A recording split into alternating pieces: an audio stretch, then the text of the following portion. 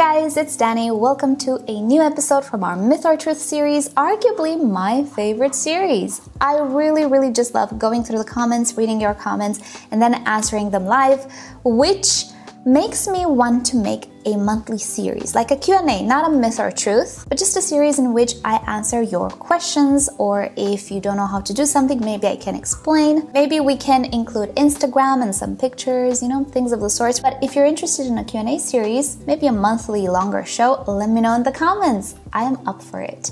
Right, but today it's Myth or Truth, time to answer the Myth or Truth comments you left on my videos. But before we start, today's video, together with this entire series, is of course sponsored by rePotme.com, who offers you everything you could possibly need to properly take care of your orchid. From potting mixes to pots, fertilizers, accessories, and so much more. And not only for orchids, but also houseplants as well, such as cacti and succulents. So you guys know the drill. I will link you to their website down below in the description, together with my favorite products, or some of my favorite products. I'm sure you will enjoy them as well. Check them out at any time. And again, before we start, my co-host today is the wonderful Frances Fox. She's so beautiful and fragrant that she must be shown. She insisted on appearing today on this video with me, so she's just gonna chill here next to me. Righty, so with that said, let's start with our first myth or truth from Rakashit. Bare-rooted, almost rootless orchids can be hung upside down to trigger more root formation. That is false. That is just a myth. I didn't even know it was a myth. But no, hanging orchids upside down does not actually encourage or promote root production. Furthermore, if you try to hang a vanda or a phalaenopsis upside down, you will notice the crown will kind of start to go to the side. And this is because upside down is not a natural growth pattern for any orchid pretty much. And yes, phalaenopsis orchids and other orchids do have a tendency to lean, as you can see, but you will not see them grow upside down like this. I cannot even tilt. Yeah, there we go, on my laptop. What did I expect? So yeah, they will tilt to one side. So pretty much the tilting effect can happen even if you keep an orchid upside down. It will just start to grow sideways. Vandas are even worse because vandas grow upright. They don't grow tilted. So you will notice if you put a vanda upside down, that stem will slowly but surely just create a loop. It will pretty much create an S. Is it a look you want? I don't know. I wouldn't want that look. And also, there is no logic or evidence, as far as I know whatsoever, that root production is encouraged by putting them upside down. Root production is naturally encouraged by the orchid herself. Next, myth or truth from Tessa. All varieties of orchids are non-toxic to pets. To my knowledge, yes, that is true. Orchids are generally non-toxic to pets or humans alike. And in some regions, they actually use at least the orchid flowers to decorate salads or dishes of sorts, and the flowers are edible. I'm not saying you should eat your orchid flowers. I'm just saying what I see on the internet that some cultures do. So to my knowledge, there isn't a toxic orchid, at least in cultivation. Pretty much they're all safe, but I would still do my due diligence and just research, especially species, because I really don't know all of the species that are discovered to this day or will be discovered in the future. So research it a little bit. But yeah, if you mean phalaenopsis and cattleyas and oncidiums, no, they're not known to be toxic. I would still try to keep them away from your pets and not let them munch on the leaves because it's just not good for the orchid. I'm not sure if they can create a bit of an indigestion. I am not a cat or a dog owner, sadly. I only have birds. I know what's good for birds. I don't let my birds peck on the leaves because you never know. But no, they're not poisonous. Next myth or truth from Rakashit. Yet again, we have a lot of myth or truths from you. Thank you so much for participating. The bigger the size of the potting media, the more time it takes to break down. You know what? Generally speaking, with having sensible potting materials in mind, yes, that is true, and I will explain why. So let's refer to what we know: bark chips, coconut husk, things that tend to break down. We're not going to talk about leca or things of the sorts, But organic potting mixes that break down typically will take longer to do so the bigger the chunks. And this is because smaller chunks have smaller air pockets in between them as well. And the smaller the air pocket, the easier it is for water to remain in that air pocket due to water tension. The bigger the air pocket, the less prone it is to be completely full with water. Organic medium tends to break down faster the more it stays wet. And if it's mainly dry and doesn't really stay wet all that long, it tends to break down slower.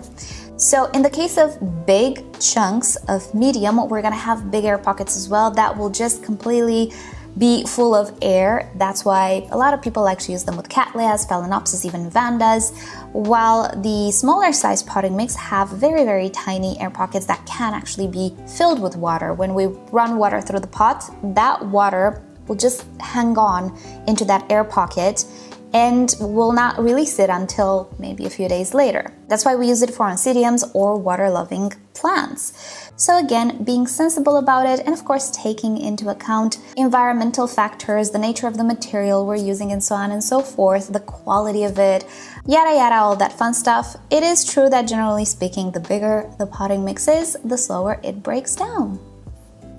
Next myth or truth from Mrs. Joanne Cook. I really like your username.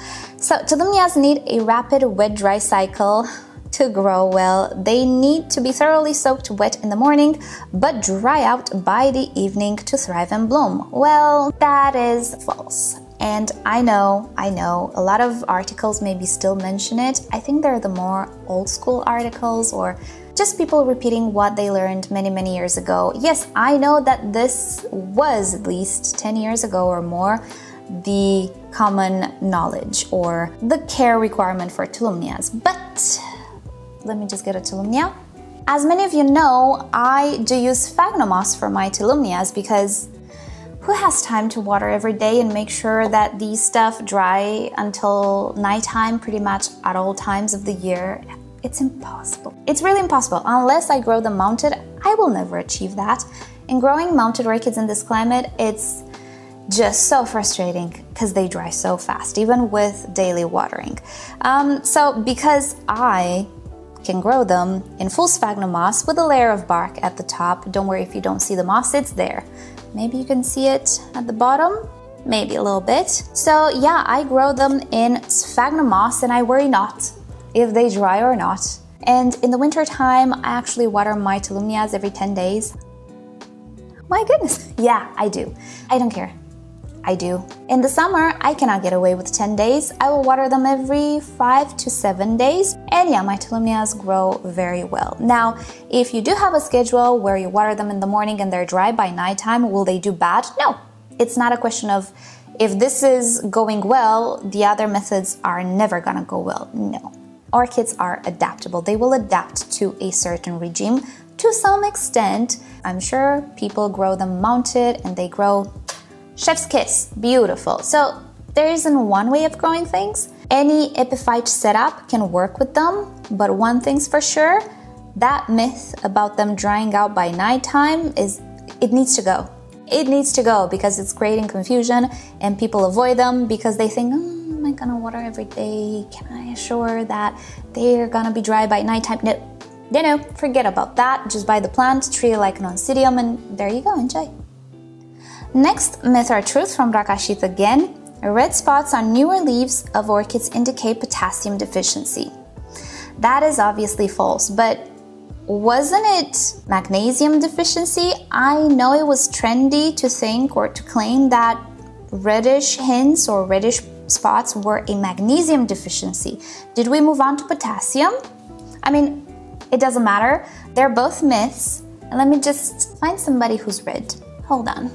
Alrighty, here we have my darling Cattleya tropical pointer. This is the cheetah variety.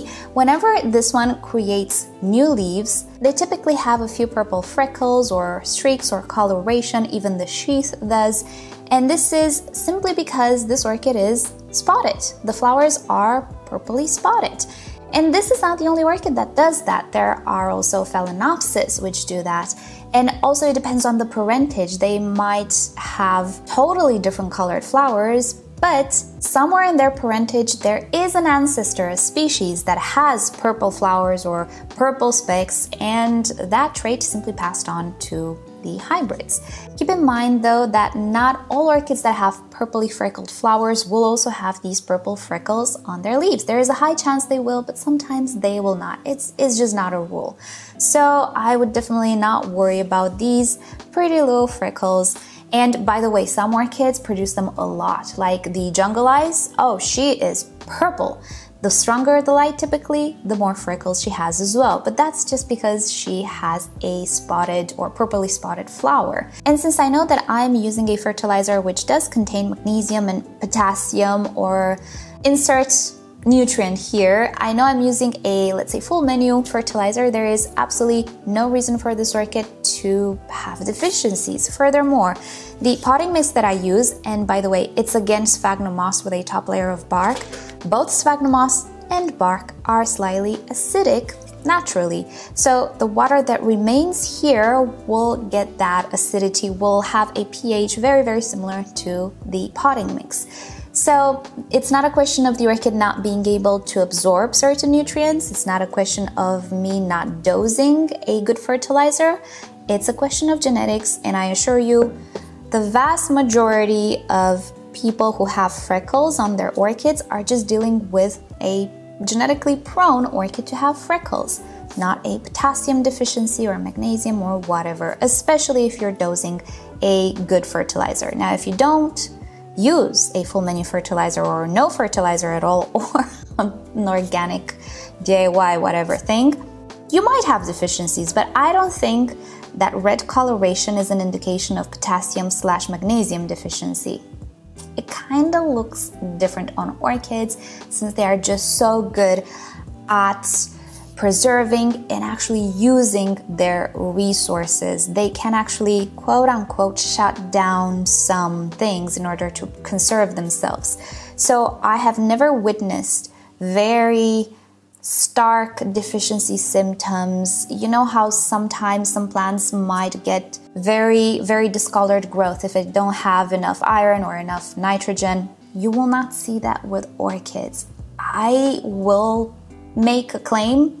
It's just an opinion, it's not a fact. Take it as an opinion. But in all of my orchids hobby, I've never seen, or I don't believe I've ever seen, a deficiency. You know how deficiencies show? In my experience, again, smaller growth, less flowers.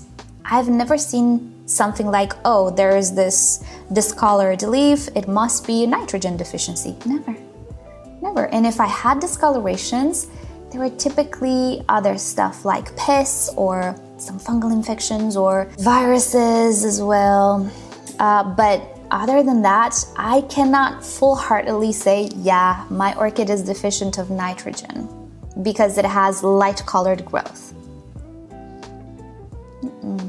And red pigmentation typically increases with exposure to light, not sunlight necessarily. It's not sun stressing, as some people say. It is a response to strong light. It also doesn't mean that the orchid will get burned. Again, it's just a response. I feel like these orchids cannot really tell the difference to some extent between a bright artificial light and natural light due to their responses. Again, my experience, my opinion.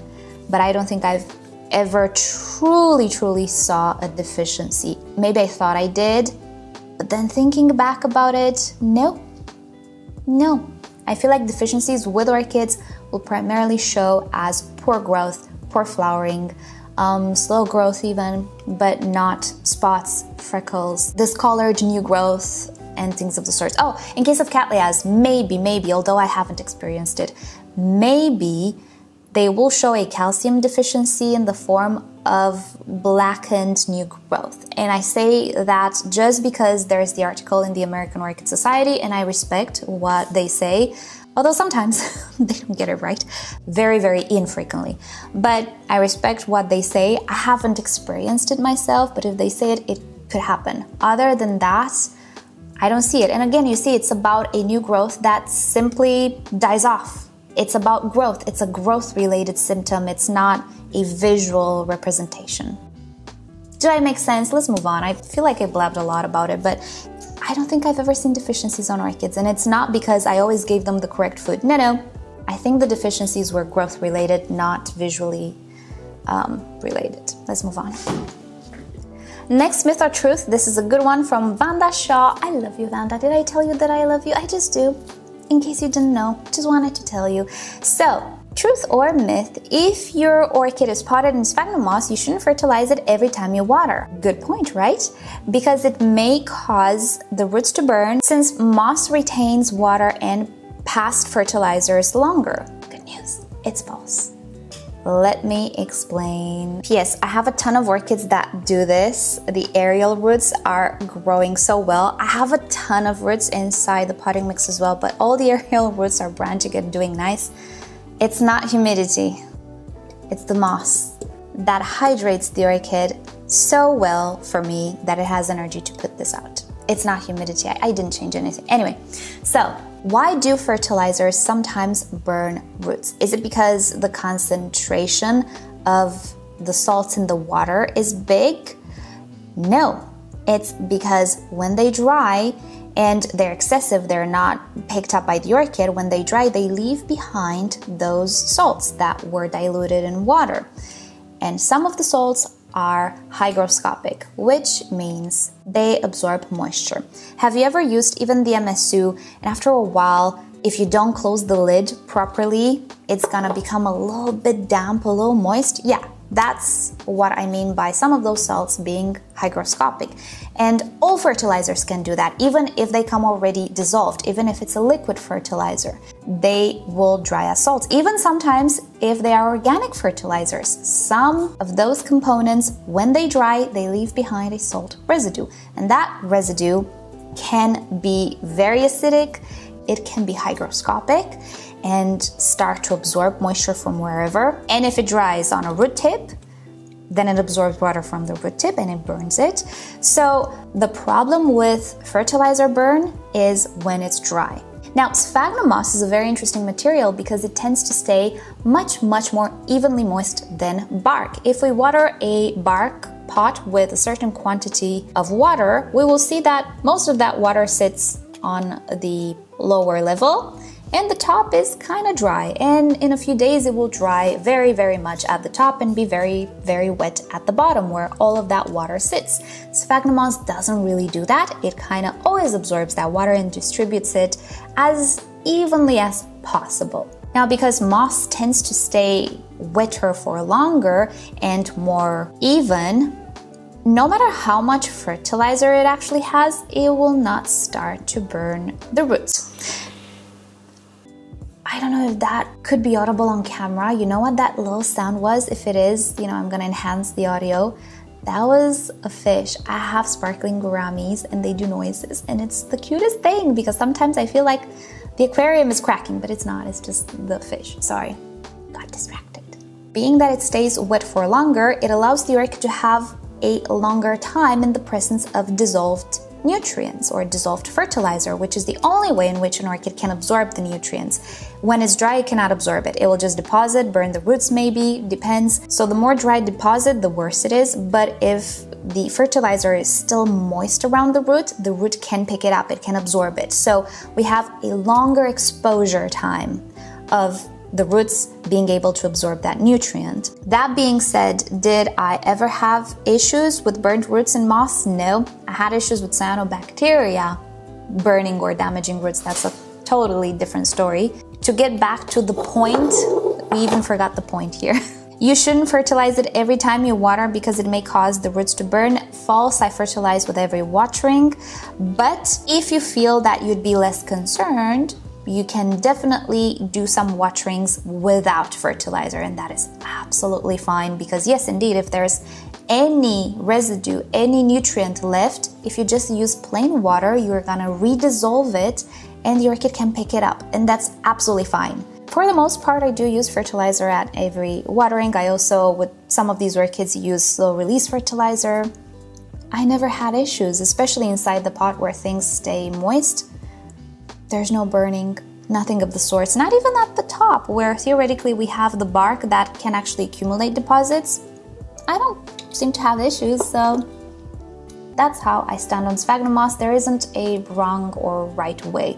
Again, if you feel more comfortable skipping some fertilizer or watering sessions, do so, it's absolutely fine. And I think that is about it for today. We had quite a few myth or truths that I really rambled on about. I hope you've enjoyed your time though. Hope you learned something new today, and if you have myth or truths for me to debunk, leave them in a comment down below. I will pick them up at a later date, don't worry. I got all of them saved. I had like 5 times more myth or truths than I answered today. Next time, and I guess I should be a little bit shorter about it, but I like to explain a lot. I want you guys to understand. Anyway, so that said, thank you so much for watching. Hope you've enjoyed hanging out with me today. Thank you, rePotme, for sponsoring yet another episode. And yeah, with that said, I'll see you guys later. Let me know about the Q&A series, because we can do it like, if you want to show me a picture of the problem or of the orchid, you can actually maybe tag me on Instagram or mention me on Instagram, and I can see it there. And with your approval, maybe I can show the picture and talk about it so that we all learn more. So yeah, if this would be something appealing to you, just let me know. Right, so with that said, I'll see you all next time. Bye!